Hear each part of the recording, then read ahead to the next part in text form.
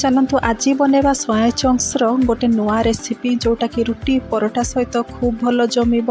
तेबे आपण जानते सोया चंक्स गोटे गुड सोर्स आयरन फाइबर आउ कैल्शियम जोटा कि आम देहपाई अत्यंत हितकर। तेबे चलतु एबे डेरी कहीं रेसिपी बनवा। नमस्कार सांग माने मु मोर YouTube channel Seasons and Bites रे आपण समस्त स्वागत जनाऊँगी। एठी गोटे मु कड़े नहीं जाऊँगी से अल्प किसी पानी नहीं जाऊँगी ता सहित स्वाद अनुसार लुण देकी सोया चंक्स गुड़ा को सिझापी किसी समय छाड़ी दउछि।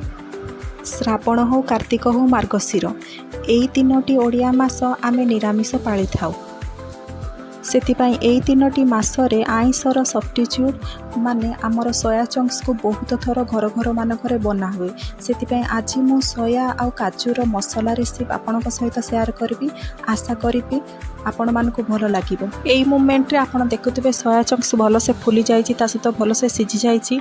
तबे एबे गैस बंद करदबा आउ सोया चंक्स गुडा को ठंडा हबा पई छाड़ी दबा। सोया चंक्स ठंडा हो गले ताको हाथ रे भल से चिपिड़ी की आउ गोटे जगह को बाहर कर नबा। एबे सोया चंक्स रो ग्रेवी करदबा। तेबे एठी मु किछि कला रसुण नहीं ता सहित हाफ इंच अदा नहीं ता सहित अल्प किछि काजू आउ पियाज को नहीं। पियाज मु एठी फाळे नहीं ता सहित तीनोटी लंका नहीं ताको तेल रे भल से भाजी नहीं। यही सब मसला को आपण पूर्ण रूप से भाजबे नहीं। जेतले भाजबे देखिए स्लाइट ब्राउन कलर हो गले आपण से पानी ढाली देबे और किसी समय सिझिया पई छाड़ी देबे।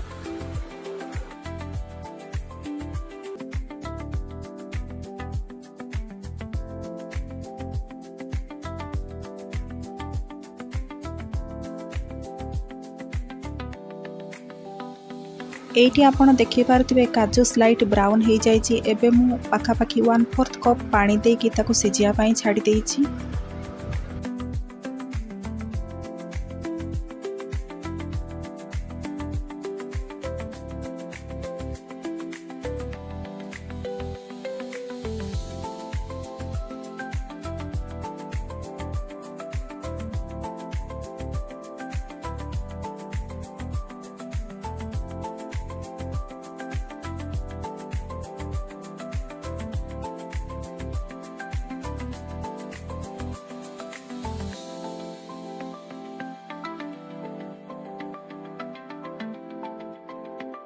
मसला गुड़ाक दरसिजा हो गले ताकू आमे एबे गैस बंद करके ठंडा हवाई दबा। ठंडा हो सारा पर मुझे गोटे ग्राइंडिंग जार रे बाहर कर नहीं। ता सहित अल्प किछि पुदीना पत्र को से मिसेछि।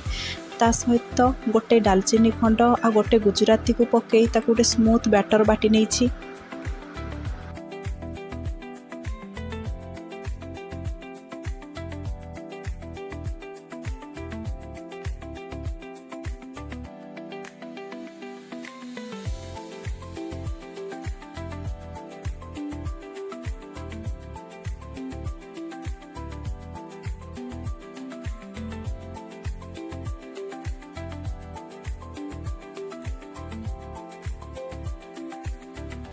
एबे गोटे कड़ाई रे किछि तेल नहीं से मसला को मु नहीं अल्प समय ताको कुक कर नहीं। तेबे मन रखिथिबे काजूर कौन सी मसला आपण प्रस्तुत करथिले ताको कड़ाई रे सत्ता बेले आपण लो फ्लेम रे करिवे नहले तले कड़ाई रे लागी जिबार संभावना थाए। सेतबे मु लो फ्लेम रे एठी पाखापाखि 5 मिनिट ताको भल से कुक कर नहीं।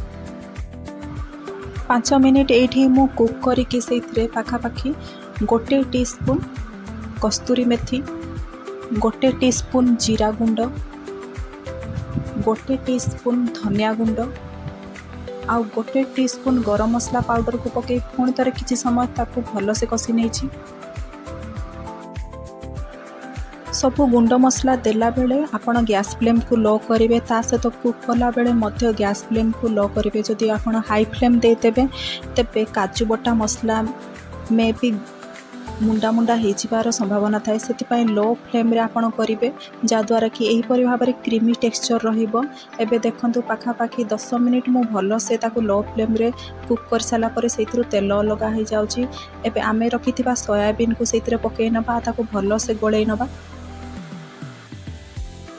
सोया चंक्स को काजू मसला रे आमे भल से मिसे नबा। तेबे आमे एठी कौन सी हलदी पाउडर किंबा लंका गुंड पाउडर यूज करबा नाही। तार ग्रेवी आमे पूरा व्हाइट रखिबा, व्हाइट ग्रेवी टेक्सचर रहिबो तार। केवल से आमे स्वाद अनुसार लुण दबा आ ताको भल से सोया चंक्स रे मिसई नबा।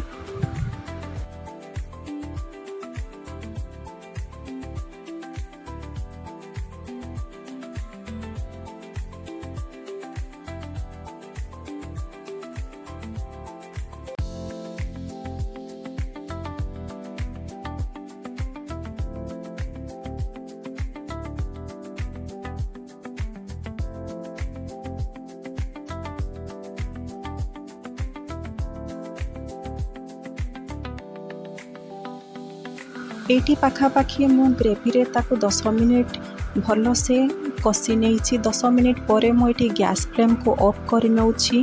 गैस फ्लेम ऑफ कर देकी आमे सोया चंक्स को ये कूल डाउन होगापाई बा ठंडा होगापाई दबा। तापर से आमे अल्प किछि दही पकेबा।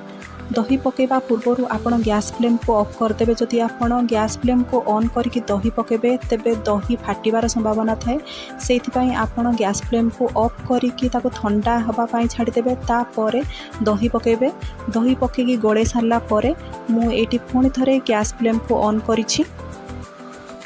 तेबे दही पकेबा पूर्वर दही को भल से फेंटी नेबे। तापर दही को पकेबे। बिल्कुल मुंडा मुंडा दही पकेबे नहीं, फेंटिकी पकेबे। दही पकई मु पाखापाखी 10 मिनिट पुणी थरे ताको कुक होगापाई देइछि। भल से कषि नहीं। तेबे 10 मिनिट पर एबे रेडी हो गला आमर सोया काजू मसला। এই ରେସିପିଟି ସ୍ୱାଦରେ ଯେମିତି ଟେଷ୍ଟି ତା ସହିତ ଶରୀର ପାଇଁ ମଧ୍ୟ ଅତ୍ୟନ୍ତ ଜରୁରୀ। ତା ସହିତ ହେଲ୍ଥ କନସିୟସ୍ ଲୋକମାନଙ୍କ ପାଇଁ ମଧ୍ୟ ବହୁତ ଭଲ ରେସିପିଟି। ତେବେ ରେସିପିଟି ଭଲ ଲାଗିଥିଲେ ଭିଡ଼ିଓଟିକୁ ଲାଇକ୍ କରିବେ, ସାଙ୍ଗସାଥି ବନ୍ଧୁବାନ୍ଧବମାନଙ୍କ ସହିତ ସେୟାର କରିବେ, ଭିଡ଼ିଓଟିକୁ ଚ୍ୟାନେଲଟିକୁ ସବସ୍କ୍ରାଇବ୍ କରିବେ। ତେବେ ଭିଡ଼ିଓଟିକୁ ସମ୍ପୂର୍ଣ୍ଣ ଦେଖିଥିବା ଯୋଗୁଁ ଆପଣଙ୍କର ଅନେକ ଅନେକ ଧନ୍ୟବାଦ।